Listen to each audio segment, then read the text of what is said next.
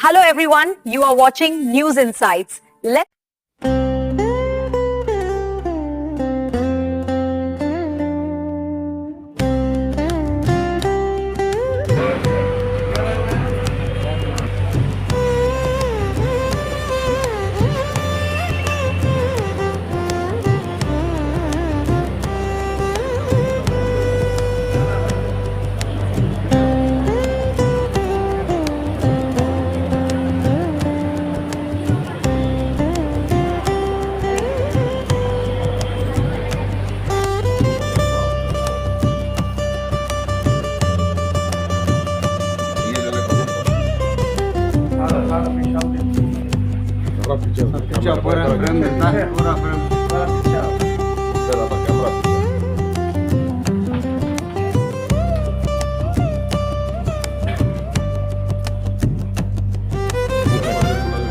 एक मिनट ربي أدخلني مدخل صدق وأخرجني مخرج صدق واجعلني من لدنك سلطانا نصيرا بسم الله ولجنا وبسم الله خرجنا وعلى الله ربنا توكلنا لا حول ولا قوة إلا بالله العلي العظيم. اے اللہ ہم سب کے گناہوں کو معاف فرما، ہم سب کے خطاؤں سے درگزر فرما. اے اللہ ہماری ریاست میں امن و امان کو برقرار فرما. اے اللہ جن کو بھی جو حقوق ملنا ہے اے اللہ ان تمام حقوق کے ملنے میں آسانیاں پیدا فرما. اے اللہ ہمارے یوٹی قادر صاحب شروع سے ایک اچھے مسلمان ہیں اور اپنی اولاد کو بھی اے اللہ مومن و مسلمان بنانے کی پوری فکر فرمائی ہے. اے اللہ آپ کی فکروں کو اپنی بارگاہ میں شرف قبولیت عطا فرما. اس وقت جو آپ کو منسٹری ملی ہے اس کے ذریعے ہیلتھ کے جتنے بھی اس وقت تمام انسانوں میں لوگ پریشان ہیں اس کے لیے بہتر سے بہتر کام کرنے کی توفیق عطا فرما. اے اللہ جو ہاسپٹلس ہیں وہ ہاسپٹل اچھی خدمات انجام دیں، اس لیے کہ یہیں وکٹوریا ہاسپٹل میں بیڈ بھی ملنا بڑا مشکل ہو جاتا ہے. اے اللہ اپنے پیشنٹس کو لے کر لوگ پریشان ہوتے ہیں. اے اللہ ان تمام کی خدمت کرنے کے لیے بہترین موقع ہمارے یوٹی قادر صاحب کے لیے آپ نے عطا فرمایا ہے. اے اللہ آپ کے لیے ان خدمات کو اپنی بارگاہ میں قبول فرما اور آپ کے جتنے بھی افسران ہوں گے اور جتنے بھی آوان ہوں گے پورے خلوص کے ساتھ اے اللہ پورے جذبے کے ساتھ اس شعبے میں خدمت انجام دیں. اے اللہ اسی توفیق عطا فرما. اور سب سے بڑھ کر ہمارے یوٹی قادر صاحب کو بھی اے اللہ صحت و تندرستی عطا فرما. اے اللہ پہلے ہی سے کام کرنے میں بڑا ملکہ رکھتے ہیں اور خوب جذبے سے انجام دیتے ہیں، چاہے مسلمان ہو، چاہے ہندو ہو، چاہے سکھ ہو، چاہے عیسائی ہو، ہر ایک کا خیال کر کے سب کے لیے خدمت کرنے کا جذبہ رکھتے ہیں. اے اللہ اب آپ کے لیے جو عہدہ ملا ہے اس عہدے کے ذریعے اے اللہ خوب خدمت انجام دیں اور جتنے بھی ہاسپٹلس ہوں وہ بہتر سے بہتر ہو جائے، پورے اسٹیٹ کے ہاسپٹل بہتر ہو جائے. اے اللہ اسی توفیق عطا فرما. اے اللہ ہم سب کے جائز مقاصد کو پورے فرما. اے اللہ ہماری اس دعا کو اپنے فضل و کرم سے اور اپنے حبیب پاک کے صدقے و طفیل قبول فرما. ربنا تقبل منا انک انت السمیع العلیم وتب علینا انک انت التواب الرحیم. صلی اللہ تعالی علی خیر خلق محمد وآلہ واصحابہ اجمعین برحمتک یا ارحم الراحمین. کرنے کا بہترین موقع دیا گیا ہے چونکہ ہم نے دیکھا ہے کہ یہاں قدوائی ہاسپٹل ہے اور ادھر بورنگ ہاسپٹل ہے اور وکٹوریا ہاسپٹل ہے. تو اس جیسے جو ہاسپٹلس ہیں یہاں پیشنٹس جا کے پریشان رہتے ہیں کہ ہمارے لیے موقع مل جائے، ایک بیڈ مل جائے جس سے ہماری صحت ہو جائے. بہت سارے آکسیڈنٹس کے کیسز کو ہم خود ریفر کر کے بھیجتے ہیں تاکہ لوگوں کی خدمت ہو سکے. تو اب ہمارے منسٹر یوٹی قادر صاحب چونکہ اچھی ذہنیت بھی رکھتے ہیں اور اچھی سوچ بھی رکھتے ہیں، لوگوں کی خدمت کرنے کا بھی جذبہ آپ کے اندر کھوٹ کے بھرا ہوا ہے اور اچھے مسلمان بھی ہیں. تو اس وجہ سے ہم امید کرتے ہیں کہ آنے والے دنوں میں اس شعبے کے اندر جو بھی خرابیاں ہیں اس کو دور کریں گے اور اصلاحات بھی لے کر آئیں گے اور ساتھ ساتھ ڈاکٹرز کے اندر جو کمی بیشیاں ہو رہی ہیں اس کو بھی دور کرنے کی کوشش کریں گے.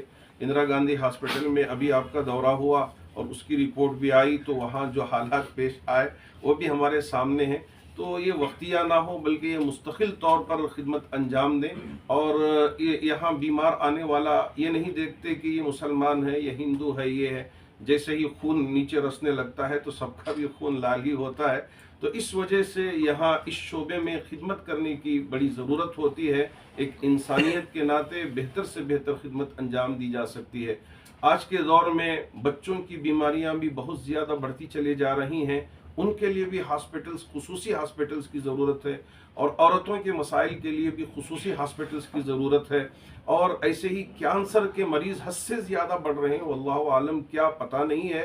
और जब कैंसर के मरीज़ों को हम देखते हैं तो उनके दर्द की वजह से हमारा दर्द भी बढ़ जाता है और हमारा दिल भी रोने लगता है और आंखों से आंसू बेसाख्ता निकल आते हैं। तो इस वजह से चूँकि इस वक्त हमारे सामने यूटी खादर साहब हैं और अल्लाह ने एक बहुत ही बेहतरीन शोबा आपके लिए अता फरमाया है और ख़िदमत खल्क़ के लिहाज से ये शोबा बहुत ही शानदार भी है, जानदार भी है।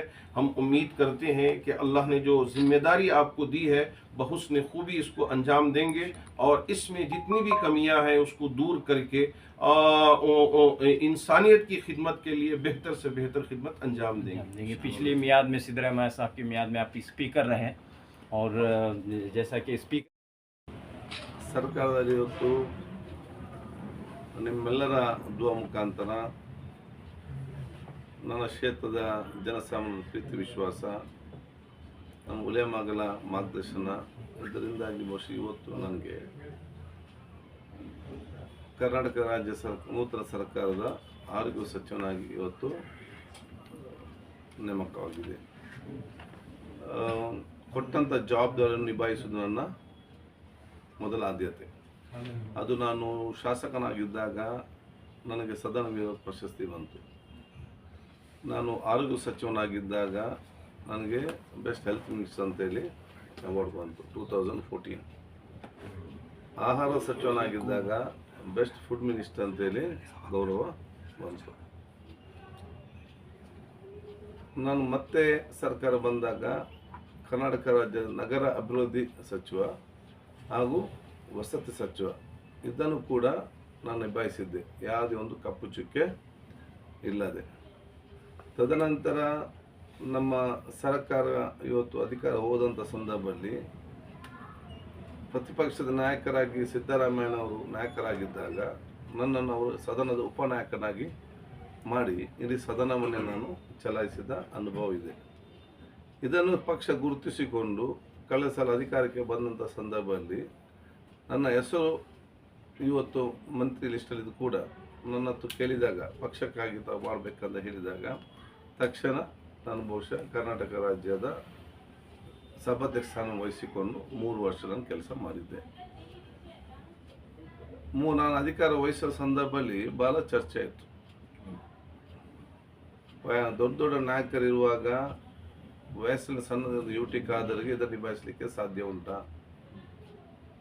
ರಾಜ್ಯದ ಅಲ್ಪಸಂಖ್ಯಾತರಾಗಿ ಸರಿಯಾಗಿ ಕನ್ನಡ ಉಚ್ಚಾರ ಮಾಡಲಿಕ್ಕೆ ಮಾತು ಬರುವುದಿಲ್ಲ, ಇವರಿಗೆ ನಿಭಾಯಿಸಲಿಕ್ಕೆ ಸಾಧ್ಯ ಉಂಟಾ? ಕರಾವಳಿ ಪ್ರದೇಶದವರಾಗಿ ತುಳು ಮಾತಾಡೋರಾಗಿ ಇದನ್ನು ನಿಭಾಯಿಸಲಿಕ್ಕೆ ಸಾಧ್ಯ ಉಂಟಾ ಅಂತ ಹೇಳಿ ಭಾಳ ಚರ್ಚೆ ಇತ್ತು.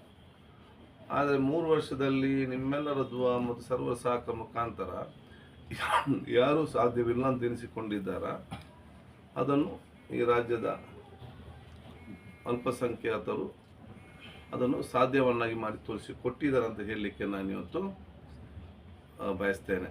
ಇದರಲ್ಲಿ ಇದೀಗ ಎಲ್ಲವೂ ಗುರುತಿಸಿಕೊಂಡು ನನಗೆ ಆರೋಗ್ಯ ಸಚಿವನಾಗಿ ಮಾಡಿದ್ದಾರೆ. ಇದರಲ್ಲಿ ಪ್ರಾಮಾಣಿಕವಾಗಿ ಬದ್ಧತೆಯಿಂದ ಕೆಲಸ ಮಾಡೋ ಜವಾಬ್ದಾರಿ ಅದು ನನ್ನ ಜವಾಬ್ದಾರಿ. ಅದಕ್ಕೆ ನಾನೆಲ್ಲ ಉಲೇಮಾಗಳ ಹಿರಿಯರ ದುವಾ ಮತ್ತು ಮಾರ್ಗದರ್ಶನ ಪಡೆದುಕೊಳ್ಳಲಿಕ್ಕೆ ನಾನು ಇವತ್ತು ಬಂದಿದ್ದೇನೆ.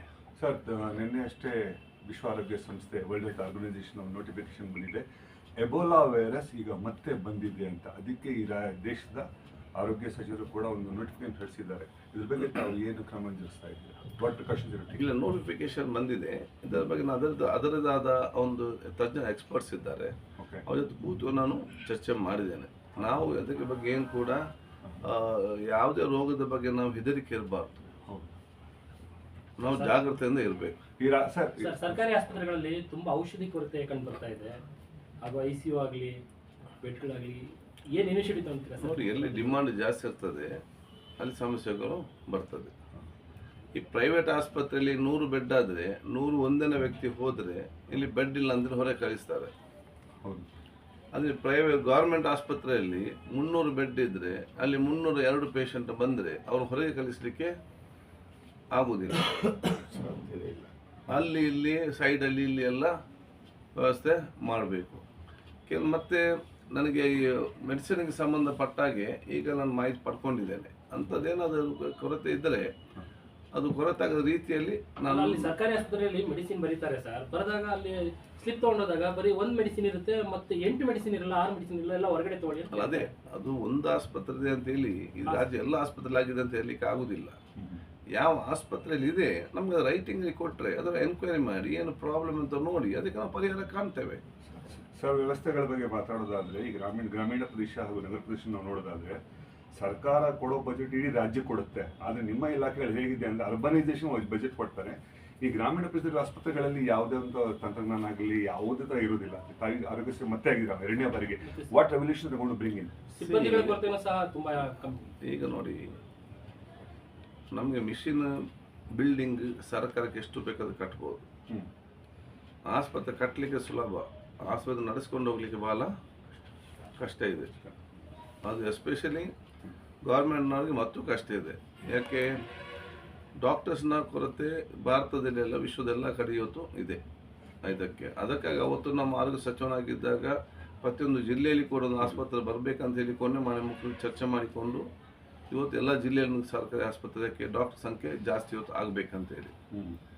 ಡಾಕ್ಟರ್ ಆದರೂ ಕೂಡ ಸರ್ಕಾರಿ ಸೇವೆಗಳು ಮತ್ತು ಕಡಿಮೆ. ಆ ಮನೋಭಾವ ಭಾಳ, ಯಾಕೆ ಅವರಿರುವಂಥ ಟ್ಯಾಲೆಂಟ್, ಅವ್ರಿಗಿರುವಂಥ ಆಲೋಚನೆ they want explore for the world. ಬರೀ ಸರ್ಕಾರ ಲಿಮಿಟಿಗೆ ಬಂದು ನಾವು ನಿಲ್ಬೇಕಂತೇಳಿ ಅದು ಮೈಂಡ್ಸೆಟ್ ಭಾಳ ಕಡಿಮೆ ಇದೆ. ಇಂದಿನ ಕಾಲದಲ್ಲಿ ಸ್ವಲ್ಪ ಬೇಗ ಬಂದು ಸೇರ್ತಾ ಇದ್ರು, ಯಾಕೆ ಅವಾಗ ಔಟ್ಸೈಡ್ ಅವಕಾಶ ಇರಲಿಲ್ಲ. ಈಗ ಅಲ್ಲಿಗಳು ಹೊಸ ಆಸ್ಪತ್ರೆಗಳು university they lot of opportunities. So ನಮಗೆ ಮ್ಯಾನ್ ಪವರ್ ಕೂಡ ಅಷ್ಟೇ ಇವತ್ತು ಬೇಕಾಗುವಂಥ ವಿಚಾರ ಕೂಡ ಇವತ್ತು ಆಗಿದೆ. ಸೊ ಇದನ್ನೆಲ್ಲ ಸ್ಟ್ರೀಮ್ ಲೈನ್ ಮಾಡ್ತಾ ಇದೆ. ಅದಕ್ಕಾಗಿ ನಾನು ನಿನ್ನೆ ಮೀಟಿಂಗ್ ಮಾಡಿ ಹೇಳಿದ್ದೇನೆ, whoever wants to join government service on contact please come and join. Within 1 week we'll give the order with 60,000 of the salary. Okay, sir, one important question is consecutive governments in Karnataka we have seen when it comes to matter of healthcare, the budget allocation that gives is too meager, and that it is very difficult for you even to manage whether the facilities, like how my friend was asking about the shortage of medicine, the shortage of this manpower and all those things. Now this new government under D.K. Shivakumar is coming. Are you going to ask D.K. Shivakumar to increase the budget, say, because that's more important for you? See, the budget allocation is in limitations only, because every section of the system should be taken care within what is our revenue receipt and what is our expenditure. Depends on that only they have to do. ನಮ್ಮ total income ವರ್ಷಕ್ಕೆ ನಮಗೆ ಎಷ್ಟೆಲ್ಲ income ಬರ್ತದೆ tax ಅದರಿಂದ, ಮತ್ತು ನಾವು ಎಷ್ಟು ವರ್ಷಕ್ಕೆ ಖರ್ಚಾಗ್ತದೆ. ಖರ್ಚಿನಲ್ಲಿ ನಮ್ಮ salary 60% of the budget goes for salary. ಬರೇ ಈ ಒಂದು ಬಜೆಟ್ನಲ್ಲಿ more than 60% goes only for salary. ಸರ್ಕಾರಿ ನೌಕರ ಸಂಬಳ ಕೊಡಲಿಕ್ಕೆ ಆಯಿತು. Absolutely. ಮತ್ತು ಸೋಷಿಯಲ್ ಸೆಕ್ಯೂರಿಟಿ ಸ್ಕೀಮ್ಸ್ ಇದೆಲ್ಲ ಹೋಗಿ ಮತ್ತೆ ಉಳಿಯುವುದೇ ಸ್ವಲ್ಪ ಮಟ್ಟಿನ ಆ ಒಂದು ಅನುದಾನ. ಅದರಲ್ಲಿ ಎಲ್ಲ ಡಿಪಾರ್ಟ್ಮೆಂಟಿಗೆ there split and give. So ಅದಕ್ಕೆ ಆ ಒಂದು ಸಂದರ್ಭಕ್ಕೆ ಅನುಗುಣವಾಗಿ ಎಷ್ಟು ಇದೆ, ಎಷ್ಟು ಕೊಡ್ಬೋದು, ಲಾಸ್ಟ್ ಟೈಮ್ ಎಷ್ಟು ಕೊಟ್ಟಿದ್ದಾರೆ, ಅದರಲ್ಲಿ ಎಷ್ಟು ಖರ್ಚು ಮಾಡಿದ್ದಾರೆ, ಮತ್ತು ಅದಕ್ಕೆ ಸ್ವಲ್ಪ ಆ್ಯಡ್ ಮಾಡಿ ಇವತ್ತು ಕೊಡ್ತಾರೆ. ಪ್ರಾಬ್ಲಮ್ ಏನಂತ ಹೇಳಿದರೆ ನಮಗೆ ಈ ಸಲ ಸಿಕ್ಕುವಂಥ ಬಜೆಟ್ ಏನಿದೆ ಅದನ್ನು ನಾವು ಖರ್ಚು ಮಾಡಬೇಕು. ಆಗ ಮಾತ್ರ ನೆಕ್ಸ್ಟ್ ಎಡಿಷನ್ ಕೊಡ್ತಾರೆ. ನಾವು ಲಾಸ್ಟ್ ಟೈಮ್ ಕೊಟ್ಟ ಬಜೆಟನ್ನೇ ಲಾಸ್ಟ್ಗೆ ನಾವು ಖರ್ಚು ಮಾಡೋದಿಲ್ಲ, ಅವ್ರೇನು ಸರಿ ಕೊಟ್ಟ ದುಡ್ಡೇ ಖರ್ಚಾಗೋದಿಲ್ಲ, ಮತ್ತು ಎಡಿಷನ್ ಯಾಕೆ ಅಂತ ಪ್ರಶ್ನೆ ಬರ್ತದೆ. ಏನಾದ್ರು ಒಂದು ಬಜೆಟ್ನಲ್ಲಿ ಫುಲ್ ಅಮೌಂಟ್ ಕೊಟ್ಟರೆ ನಾವು ಅದನ್ನು ಫುಲ್ ಖರ್ಚು ಮಾಡಿದರೆ ಏನಾದ್ರು ಎಡಿಷನ್ ಬೇಕಾದರೆ ನಾವು ಸರ್ಕಾರಕ್ಕೆ ಬರೆದ್ರೆ ಫೈನಾನ್ಸ್ಗೆ ಕ್ಯಾಬಿನೆಟ್ಗೆ ಬರೋ ಅವ್ರು ಕೊಡ್ತಾರೆ. See we have to give on statistics. So that is ಅದು ಕೊಡ್ತಿದ್ರೆ ಸರ್ ಅಲ್ಲಿ ನೋಡ್ತಿದ್ದೆ sir, I will just take on up. ಮುಂಚೆ ಯಶಸ್ವಿನಿ ಸ್ಕೀಮ್ ದೊಡ್ಡ ಪ್ರಮಾಣದಲ್ಲಿ ಜಾರಿ ಮಾಡಲಾಗಿತ್ತು, ಆದರೆ ಈಗ ಆಲ್ಮೋಸ್ಟ್ ಕ್ಲೋಸ್ ಆಗಿದಂಗಿದೆ. ಮತ್ತೆ ರಿವೈವ್ ಮಾಡಲಿಕ್ಕೆ ಏನಾದ್ರು ತಮ್ಮ ಆರೋಗ್ಯಶ್ರೀ, ಆಯುಷ್ಮಾನ್, ವಾಜಪೇಯಿ ಆರೋಗ್ಯಶ್ರೀ ವಾಸ್ ನಾನೇ ಅದನ್ನು ಕರ್ನಾಟಕದಲ್ಲಿ ಸ್ಟಾರ್ಟ್ ಮಾಡಿದ್ದೆ. ಯಾವುದು ಸರ್? ನಮ್ಮ ಆರೋಗ್ಯಶ್ರೀ ಯೋಜನೆ. Now it is converted to Ayushman Karnataka. Ayushman Karnataka. ಹೌದು. ಇದು ಕೆಲವು ವಿಚಾರಗಳಿದೆ ಮತ್ತು ನಿನ್ನೆ ನಾನು ಮೀಟಿಂಗ್ ತುಂಬ ಸ್ಪಷ್ಟವಾಗಿ ಹೇಳಿದ್ದೇನೆ. ಆಯುಷ್ಮಾನ್ ಕರ್ನಾಟಕ ಆಯುಷ್ಮಾನ್ ಯೋಜನೆ ಅಡಿಯಲ್ಲಿ ಆಯುಷ್ಮಾನ್ ಭಾರತ್ ಯೋಜನೆ ಕಂಪ್ಲೀಟ್ ಸೇಮ್ ಅಲ್ಲ. Ayushman Karnataka because 40% 60% amount is given by Karnataka state government. So Ayushman Karnataka ಅಂತ ಅದಕ್ಕೆ ಹೇಳುವಂಥದ್ದು. ಟೆಲ್ಲಿ ನಾವು ನಿಮ್ಮ ಮುಖಾಂತರ ಎಲ್ಲ ಜನರಿಗೆ ಹೇಳೋದಿಷ್ಟೇ, ಯಾರಾದರೂ ಆಯುಷ್ಮಾನ್ ಯೋಜನೆ BPLನವರು BPL if they are getting a treatment, ಯಾವ ಆಸ್ಪತ್ರೆಗೆ ಹೋಗಿ ಟ್ರೀಟ್ಮೆಂಟ್ ತಗೊಳ್ತಾರೆ ಆ ಆಸ್ಪತ್ರೆನವರು ನಯಾ ಪೈಸಾ ಎಕ್ಸ್ಟ್ರಾ ಚಾರ್ಜ್ ಮಾಡಬಾರ್ದು. It's a free of cost treatment by the government. ಆಸ್ಪತ್ರೆ ಫ್ರೀ ಮಾಡೋದಲ್ಲ, ಅವರ ಪರವಾಗಿ ಜನರು ದುಡ್ಡು ಕಟ್ತಾರೆ. ಈಗೇನಾಗ್ತದೆ ಅಂತ ಹೇಳಿದರೆ, ಯಾರಾದರೂ ಕೆಲವೊಂದು ಆಸ್ಪತ್ರೆಯಲ್ಲಿ ಯಾರಾದರೂ ಆಯುಷ್ಮಾನ್ನಲ್ಲಿ ಒಂದು ಹಾರ್ಟ್ ಆಪರೇಷನ್ ಪ್ರೈವೇಟ್ ಆಸ್ಪತ್ರೆ ಹೋದರೆ ಡಿಸ್ಚಾರ್ಜ್ ಆಗುವಾಗ ಅದು ಬಿಲ್ಲು ಇಷ್ಟು ಆಗಿದೆ, ನಿಮ್ಗೆ ಇಷ್ಟು ಮಾತ್ರ ಆಯುಷ್ಮಾನಿಂದ ಬಂದಿದೆ, ಇನ್ನು ನೀವು ಇಷ್ಟು ನಿಮ್ಮ ಪಾಕೆಟಿಂದ ಕಟ್ಟಬೇಕಂತೇಳಿ ಮಾಹಿತಿ ಬರ್ತದೆ ಎಲ್ಲ ಕಡೆ ಕೂಡ. ಹೌದು. ಅದನ್ನು ಅಂತ ಯಾರದು ಆದರೆ ದಯವಿಟ್ಟು ನಮಗೆ ಮಾಹಿತಿ ಕೊಡಿ. ಓಕೆ. ಆಯುಷ್ಮಾನ್ ಯೋಜನೆ ನಮಗೆ ಯಾಕೆ ಡೀಟೇಲ್ ಆಗಿ ನಾವು ಎಕ್ಸ್ಪ್ಲೇನ್ ಮಾಡಬೇಕಾದ್ರೆ ಅವತ್ತು ನಾವು ಮಾಡುವಾಗ ಬಹಳ ಸ್ಪಷ್ಟವಾಗಿ ಸಿಸ್ಟಮೆಟಿಕ್ ಮಾಡಿದೆವು. ದೇರ್ ಇಸ್ ಅನ್ ಆರೋಗ್ಯ ಮಿತ್ರ ಪ್ರತಿಯೊಂದು ಹಾಸ್ಪಿಟಲ್ ಕೂಡ is the person from the government. ಅವನಿಗೆ ಆಸ್ಪತ್ರೆ ದುಡ್ಡು ಕೊಡೋದಲ್ಲ, ಕರ್ನಾಟಕ ಸರ್ಕಾರ ಡಿಪಾರ್ಟ್ಮೆಂಟ್ ಹೆಲ್ತ್ ದುಡ್ಡು ಕೊಡ್ತದೆ. ಅವ್ನು ಯಾಕೆ ಅಲ್ಲಿ ಕೂತ್ಕೊಳಿಸ್ತಾರೆ, ಜನಸಾಮಾನ್ಯ ಏನಂತ ಗೊತ್ತಿಲ್ಲ, ಡಾಕ್ಟರ್ ಅವ್ರು ಏನಂತ ಅವ್ರ ಮಾಹಿತಿ ಇಲ್ಲ. ಅವ್ರ ಹತ್ರ ಹೋಗಿ ಹೇಳಿದರೆ ನನ್ನ ಅಣ್ಣನಿಗೆ ಹಾರ್ಟ್ ಪ್ರಾಬ್ಲಮ್ ಇದೆ ಎಮರ್ಜೆನ್ಸಿ ಅಂತ ಹೇಳಿದರೆ ಆ್ಯಕ್ಚುಲಿ ಅವರಲ್ಲಿಂದ ಆ್ಯಂಬುಲೆನ್ಸ್ ಕಳಿಸ್ಬೇಕು ಮನೆಗೆ, ಅವ್ರಿಗೆ ಬರಲಿಕ್ಕೆ ಆಗದಿದ್ದರೆ. ಯಾಕೆ ಅವ್ನು ಬಡವತ್ತು ದುಡ್ಡು ಇರುವುದಿಲ್ಲ. ಅವ್ರಿಗೆ ಆಸ್ಪತ್ರೆ ಆ್ಯಂಬುಲೆನ್ಸ್ ಕಳಿಸಿ 108 ಕಳಿಸಿ ಬಂದ ನಂತರ ಈ ಆರೋಗ್ಯ ಮಿತ್ರದವರು ಅವರನ್ನು ಕನ್ಸರ್ನ್ ಡಾಕ್ಟರ್ ಹತ್ರ ಕರ್ಕೊಂಡು ಹೋಗಬೇಕು, ಸ್ಪೆಷಲಿಸ್ಟ್ ಹತ್ರ. ಅವ್ರು ಡಾಕ್ಟರ್ ಟೆಸ್ಟ್ ಮಾಡಿದ ತಕ್ಷಣ ಅವರು ಈ ರಿಪೋರ್ಟನ್ನು ಬೆಂಗಳೂರಿಗೆ ಕಂಪ್ಯೂಟರಲ್ಲಿ ಹಾಕಬೇಕು. ಆಪ್ರೇಷನ್ ಅದು ಆಗಿ ಬಂದದ್ದು ಕೋಡೆಲ್ಲ ಹಾಕಿ ಅದು ಡಾಕ್ಟ್ರನವರು ಅದು ವೆದರ್ ಟ್ರೂ ಆರ್ ಫಾಲ್ಸ್ ಅಂತ ನೋಡ್ತಾರೆ. ಯಾಕೆ ಇಲ್ಲದಿದೆ, ಯಾಕೆ ರೂಲ್ಸ್ ಏನಿದೆ, only above 60% you need angioplasty, above 90% you need open heart surgery.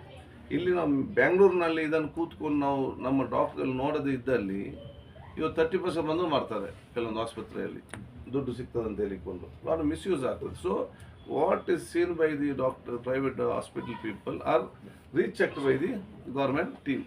ಅವ್ರಿಗೆ ಇದು ಮಾಡ್ಬೋದು ಅಂತ ಹೇಳಿದರೆ ಅವ್ರು ಆಪ್ರೇಷನ್ ಮಾಡಿ ಫ್ರೀಯಾಗಿ ಅವ್ರಿಗೆ ಟ್ರೀಟ್ಮೆಂಟ್ ಕೊಟ್ಟು ಮನೆಗೆ ಕಳಿಸ್ಬೇಕು. ಏನಾದರೂ ಈ ಮಧ್ಯದಲ್ಲಿ ಎಮರ್ಜೆನ್ಸಿ, ವೆರಿ ಎಮರ್ಜೆನ್ಸಿ ಆಪ್ರೇಷನ್ ಆಗಬೇಕು, ಪರ್ಮಿಷನ್ ಟೈಮ್ ಇಲ್ಲ ಅಂತ ಇಮಿಡಿಯೇಟ್ ಮಾಡಿ ಮತ್ತೆ ಪರ್ಮಿಷನ್ ತೆಕ್ಕೊಳ್ಬೇಕು. The system is correct, the implementation is getting the problem. ಅದಕ್ಕಾಗಿ ಆರೋಗ್ಯ ಮಿತ್ರ ವಿಲ್ ಬಿ ರೆಸ್ಪಾನ್ಸಿಬಲ್. ಎಲ್ಲಿಯಾದ್ರೂ ಇಂಥ ಕಂಪ್ಲೇಂಟ್ ಬಂದರೆ will see that at Arogya Mitra action will taken against them. Detail ನಮ್ಮ ಜನರಿಗೆ ಹೋಗಬೇಕು. सर उर्दू में सर मौलाना से आज मुलाकात की है, मौलाना ने अपने दुआ